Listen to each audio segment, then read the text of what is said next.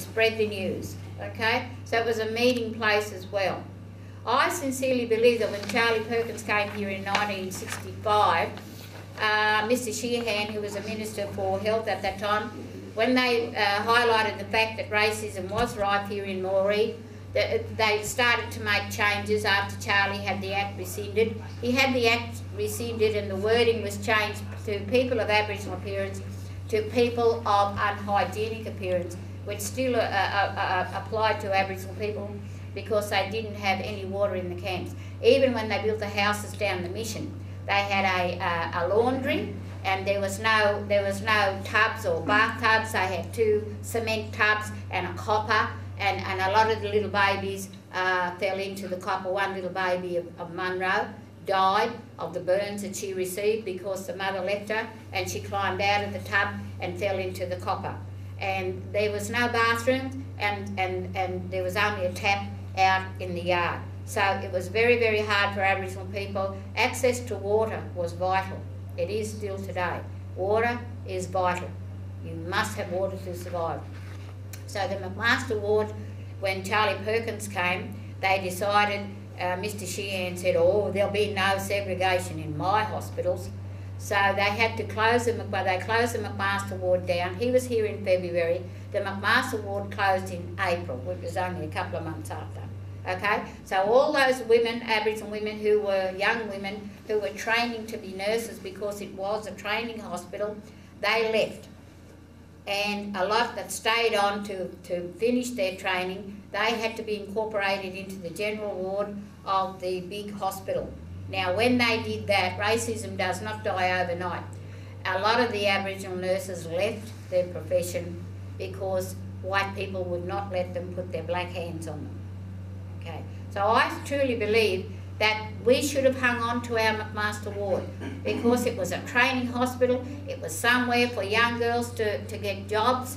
It was where the domestics worked. It was where the men worked. They worked in the gardens. They bought the wood for the big open fires in the rooms. And old Tommy Brennan and a few other men, and old Moopin Cutmore, they were the ones that kept the boiler going, and the boiler supplied hot water to all the hospital. Okay, so employment was vital, and employment mainly for young girls. So I believe today that we should still have a special section for Aboriginal people. And they'll say, oh, but that's segregation. I don't believe so. Because if you look at multiculturalism, you get people who come out to Australia who are Asian, who are Vietnamese, they are English, Scottish, whatever, the Japanese. They all have their own customs and they are accepted. They accept their way of dress, the Muslims. They accept their language. They accept their idea of setting up their own schools. So, and their food. So if they can do that for multiculturalism, why can't it be done for Aboriginal people? And we could get back to training and equipping our hospitals with nurses who are going to be trained to look after Aboriginal people. How many Aboriginal nurses do we have at the hospital today?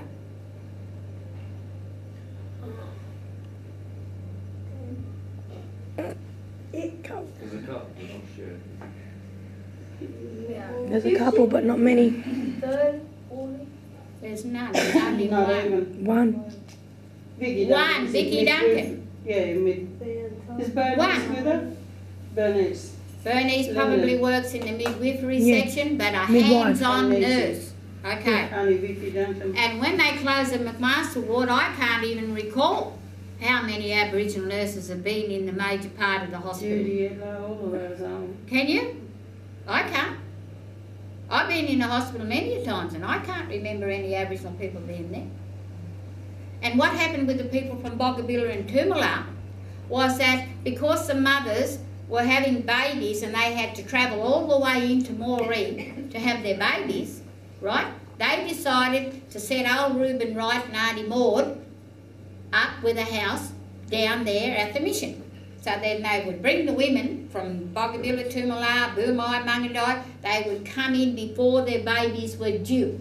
They would stay in this house. It was like a hostel with Auntie Maud and Uncle Ben, Reuben Wright. And then when their time came, they would be taken up to the hospital.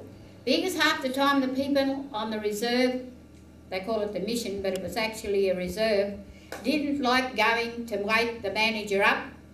He'd get the poos because he'd be woken up. So they would call a taxi. And Rowley Williams and Billy Williams owned a taxi. They were brothers. And Rowley was the ambulance driver. And Billy Williams used to always say, I don't know why they have an ambulance. He said because whenever they want to get from the mission, he said, to the hospital, they always call me, the taxi driver. So both Rowley and Billy Williams, okay, were people who worked in a profession where they got the Aboriginal people from the reserve to the hospital. How many of you know Paulie T. Ravenel? Paulie T. Ravenel's father is Billy Williams, the taxi driver. Yeah. Okay? He drives a maxi taxi now. He does, and he inherited, good boy, he inherited his father's profession. Okay? So, Paulie T. is also my cousin, because Paulie T.'s grandmother and my grandmother were sisters. And what's sad about the Aboriginal community of today is the biggest half of you don't even know who you're related to. When I was teaching at TAFE, I had a class of women who did an 8 weeks course. They were called the WOW women, the women out of work, okay? So the deal was that I would teach them for 4 weeks, giving them history. I taught them local, family and applied history. And then in the last 4 weeks, they had to attend the library and do their family history. And while they were sitting down at the table doing their family history, I would be looking over their shoulder and I'd be saying, I'm related to you. And they'd say, ow. And I'd say, because your grandmother or your great-grandmother was related to my grandfather, I know my family history. I know it. And I know who's related to me and who isn't. I'm starting to lose track now because there's that many little ones coming up. And the first thing I will say to you when I meet you is I'll say, who's your mum and dad? Because then if I know who your mum and dad is, I can, yeah, that's right, I can relate back, okay, to who you are. And a lot of the families that live in Moree, what happened back in the 40s, 30s and the 40s, the government in their wisdom built the mission school, reserve school, in 1935. Sorry, 33. In 1933. Now, Almani Cutmore, she's now Maney Saunders, she's in Fairview. She was the first Aboriginal person to sign up to go to that school, aged 9. Then there was Roy, her brother. Then there was Auntie Gwenny, she's now Dennison, that's Gwenny Dennison.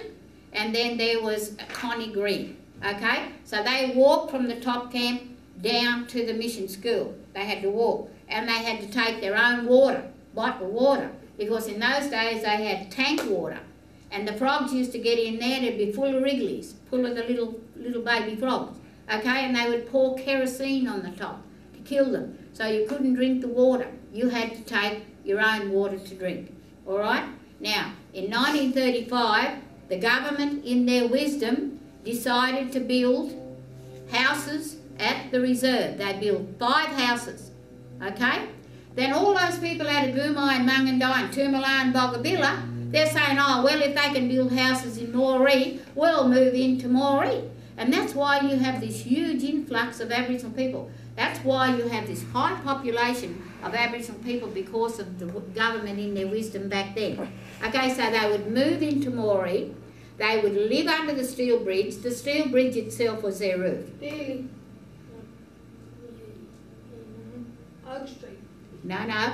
Down where the Stock Bridge used to be, down there where the top camp is, there's a railway bridge there. It's called the Steel Bridge. Yeah, in Oak Street. Yeah, at the end, right down at the end. Yeah. Okay, yeah. So, that is where they lived. They would stuff grass into old bags to use for pillows or to lay on.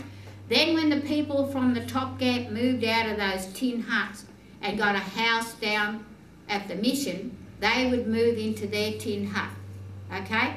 And they moved into Moree because They had